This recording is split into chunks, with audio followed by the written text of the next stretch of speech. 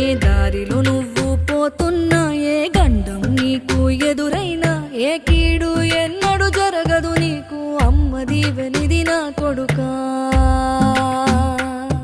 ఈ దిక్కులు నీతో కదిలేను, ఆ చుక్కలి దిష్టి తీసేను, ఏ గాలి ధూళి సోకదు నిన్ను, అమ్మ దీవెనిది నా కొడుకా.